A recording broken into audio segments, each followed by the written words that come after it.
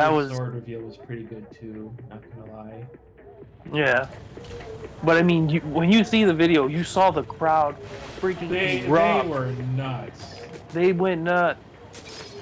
And now I get a video in my feed about like, oh, the Zelda Nintendo didn't want to make it. I'm like, why is this video in my feed? I don't want to watch content like that. Ugh. Yeah, Like because that. yeah, somebody's gonna say something dumb. And not only that, like the game Nintendo didn't want to make. Like, what are you talking about? I've never, all the interviews I've seen, not once did I ever get the read where they said anywhere that they didn't want to make that game. They specifically wanted to make a darker, more mature-looking Zelda. I know, like there's stuff you can kind of glean from interviews and stuff where you think, oh man, there must be conflict. They must like there's early Wind Waker stuff where they talk about when they were making Wind Waker, Miyamoto was like, why did you make Link look like this little freak? Why are his eyes so? What have you done? Are there going to be laser beams coming out of his eyes? Please at least tell me that. And I'm not even making that up. He was hoping that there would be laser beams coming out of my epic. That's funny. And then, you know, they just eventually got used to it. So I think people hear those kind of conflicts during those games and think, oh man. Why would that even be an interesting thing to talk about, though? Who cares if they wanted to make it or not? Oh god! Surprise steelhead bomb. Yeah. I mean, and that's the other thing, is like part of game development is like, man, you make a game whether you want to or not. it's still a job, and you try to make good games. So it's like, you know, I mean, obviously they still ultimately make games that they think they can do good with. You know? There's nothing that says though that Twilight Princess was one of the games they didn't want to make. Well, that's kind of like with the smartphone thing. People who make those videos want to make Yeah. Hopefully it's not as bad and it's just clickbait title. I don't like it if you need to clickbait me to get me to watch a video like that, because it usually pushes me away. Yeah, like oh god, have you ever seen that video with that horribly ugly thumbnail about Majora's Mask 3D? It's like, this is a bad game, objectively, and this awful thumbnail with this ugly ass spoon. It's like, shut up, I don't want to see this. Actually, no. So here's the thing. I know the video you're talking about. It's by Narrow. It's the one with the kissy face moon. Is that right? Yeah. Yeah. That Kissy face moon. That sounds awesome. Yeah. See, the title of that video is Majora's Mask a bad port ? And to me, I prefer it when it's just a question mark, because that one does.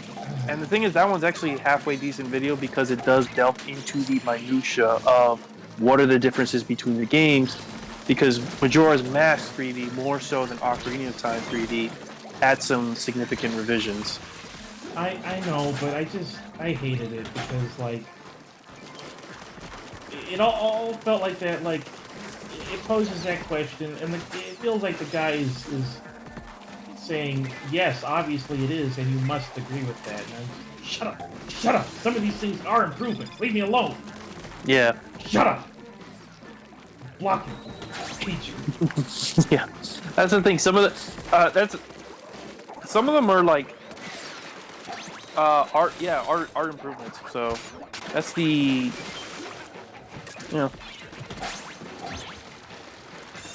that's one where depending on what changes, there's some changes people will, I guess you could put it on being a matter of opinion on whether or not they appreciate the changes or not. I know. I think. I mean, you're right, in a way, because, Dark, is it gonna be glowflies? Please don't complete glowflies. Yeah, for God's sakes, not grillers. Okay. Yeah, because some of the more contentious, that semi-contentious changes were things like, oh, the redesign to Odolwa, from what I heard. Some of the less contentious ones were things like the redesign to Yorg. You would hope, and like, I kind of feel like, you know, because I had a friend who, you know, oh wait, no, I mean, I don't even have to, yeah, Supe wasn't a big fan of the way Majora's Mask 64 worked because it felt so rigid to him. But when he heard the updates about how it was a little more freeform on 3DS, he was like, "These are all good improvements. Why are people complaining?" Yeah. Like, yeah, I know. It makes it more accessible to you. So Yeah. Some of it is also things like, because I remember what like the I guess you could say the discourse at the time was, which is this was during a time period where people were, I don't know where this collective thinking comes in, really didn't like the some of Nintendo's design choices to like bosses.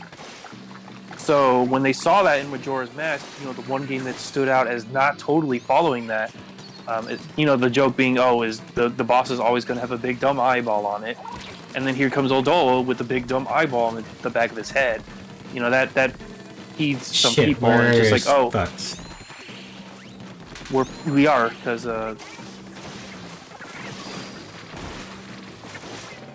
yep. That's what I remember. When people were at the most agitated at Nintendo's Zelda design, which here comes Majora's Mask confirming and inputting all the things that people were complaining about, quote unquote hand holding, of which Majora's Mask actually was one of the games where it's just like there are points in that game it's like you legit don't know where to go unless you putz around and randomly stumble onto it.